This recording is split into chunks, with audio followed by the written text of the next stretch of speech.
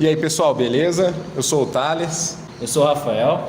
E estamos gravando esse podcast aqui para o trabalho da professora Milena, da matéria de Teoria e Prática dos Textos Históricos.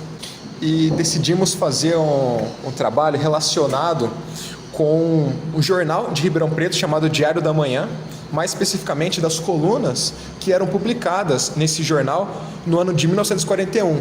Então nós vamos estar tratando sobre a Segunda Guerra Mundial, especificamente nesse período em que a Alemanha nazista teve a sua maior ocupação territorial dentro do continente europeu, e entender mais ou menos como que era o discurso publicado no jornal e como isso afetou e afeta até, inclusive, em seus reflexos, o pensamento político do Ribeirão Pretano e do pessoal daqui da região. A gente pode, acho que, traçar bons parâmetros para a gente fazer essa análise, né? Porque a gente pode perceber que diversas coisas que aconteceram nessa época são similares ao que acontece hoje em dia. E é por isso que eu decidi trazer aqui uma frase do filósofo George Santayana, que ele fala: aqueles que não conseguem lembrar o passado estão condenados a repeti-lo. Então é por isso que aqui a gente decide trazer essa análise de um texto histórico, principalmente um jornal, né, para a gente poder traçar segundo as perspectivas de Foucault. E aproveitando, vou ler um trechinho aqui da coluna Crítica e Política, desse jornal Diário da Manhã, escrita pelo Panfilho. Bom, abre aspas. Fruto da disciplina, do espírito de renúncia, da mística da pátria, do amor à família e da crença em Deus, a união dos povos jovens e obreiros da Nova Europa, tão bem encarnada pelo Führer e pelo Duce, empolga e exalta quando vemos despontar dos escombros do liberalismo falido o Estado moderno, onde só prevalecem as forças do bem e da moral. Fecha aspas. Bom, Rafa, esse trecho aqui é escrito pelo Panfilho, do jornal que era dirigido pelo Constável Romano, que já foi prefeito de Ribeirão também. E eu gostaria que você comentasse se você percebe nessas aspas aqui que eu comentei, se tem palavras ali que você consegue ver no cotidiano político do Ribeirão Pretano hoje, até mesmo no governo em si de uma certa maneira. Thales, claro, eu acho que eu consigo perceber aí algumas nuances, né? Porque Foucault já dizia ali sobre o poder do discurso, e a gente consegue perceber que Ribeirão Preto é martelada por essas notícias sensacionalistas e conservadoras desde muito tempo atrás, né?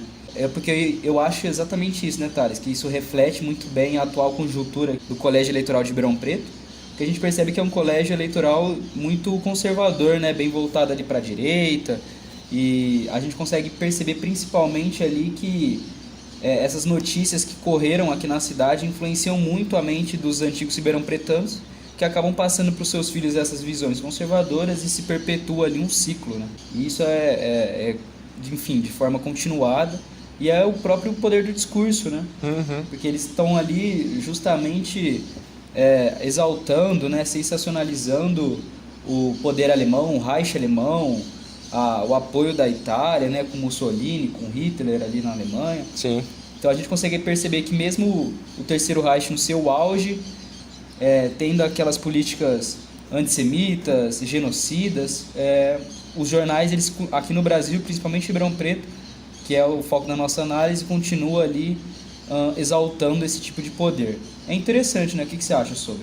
Se eu for engatar com outro trecho aqui dessa coluna da Crítica e Política, fica mais interessante a gente comentar a respeito.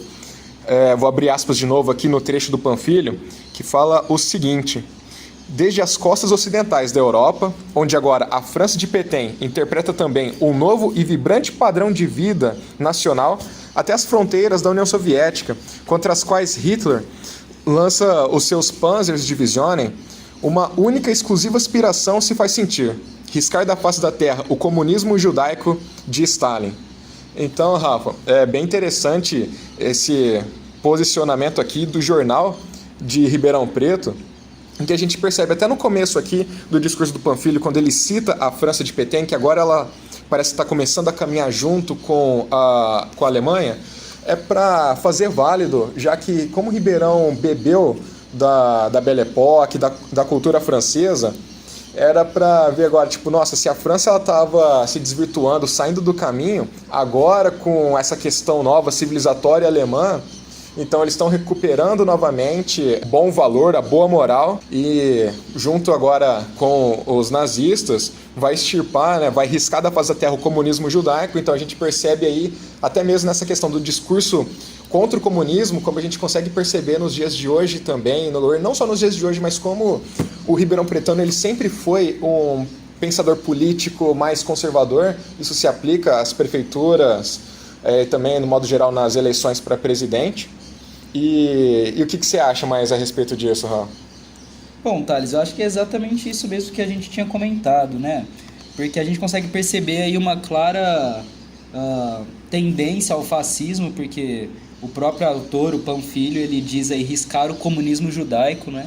Então a gente percebe que ele é totalmente contra as vertentes do comunismo, socialismo, inclusive também é contra o liberalismo econômico, né? Como ele diz ali de Roosevelt, França, agora a França dominada pelos nazistas vai ter uma boa moral, né? Vai caminhar no caminho certo, segundo ele. Então a gente consegue perceber claramente que ele tenta influenciar como um jornalista, né? Usando o poder do discurso dele, tentando influenciar as pessoas ali, né? Que leem esse diário, que leem esse jornal, de modo de vista que as pessoas tentem ter uma boa visão ali sobre o que o Hitler e o Mussolini estão fazendo na Europa. Mas a gente, com uma visão de historiador distanciada ali de boas décadas sobre esse fato, a gente consegue perceber essas nuances, que é interessante, né? Porque eles eram genocidas, eles massacraram pessoas, eram opressores na ocupação, e nessa época eles não tinham essa mesma visão. É interessante realmente, porque se a gente for comparar aqui nos dias atuais, a gente percebe aí nitidamente que é realmente muito, muito semelhante esses discursos aí de certas pessoas, certos candidatos à presidência aqui no Brasil, enfim, é algo interessante, de fato. Até então, antes da gente decidir um tema, quando a gente deu essa passada no arquivo e viu esse tipo de discurso nessa coluna, num jornal de Ribeirão Preto, que era publicado diariamente, ainda mais nesse período de 41, da maior expansão alemã na Segunda Guerra Mundial, a gente fica até meio de boca aberta, assim, de pensar que discursos tão parecidos com os que temos no dia de hoje já eram, de certa maneira, propagados anteriormente, de forma bem mais livre, assim, sem muito cuidado em como você ia discursar isso. Então a gente entra até um pouco mesmo na questão de Foucault que você disse. A gente pode até pensar um pouco no Paul Ricoeur sobre esse lance da memória e o esquecimento, como a gente trata até mesmo as emoções lendo isso naquele período, e depois de muito tempo como que chega essa mesma memória agora numa outra perspectiva, né, numa outra fase de ver isso. Então eu acho que fica interessante essa reflexão em ver como que esse discurso foi construído e como existe reflexo ainda nos dias de hoje. Não é algo que a gente tem que tratar com pontualidades, tipo, aquilo é exclusivo daquele período e hoje o que acontece é uma novidade, é algo novo, e é bem por aí. Bom, e aí, fazendo aqui um comentário a mais, né, para finalizar, eu acho que a gente pode até incluir Sartre aqui, quando ele diz que nós somos condenados a ser livres, é que ele está dizendo ali que a gente, todas as nossas escolhas, a gente tendo essa liberdade de escolha ou não, a gente influencia, e juntando com o poder do discurso do Foucault, se a gente é omisso e não fala sobre ali a Segunda Guerra, não fala sobre o que está acontecendo, as pessoas ficam desinformadas e acaba por passar batido, né? E se a gente fala tomando um lado ou tomando o outro, a gente acaba influenciando também. Então não importa que decisão a gente tome, a gente é condenado a ser livre. E eu acho que encaixa muito bem isso.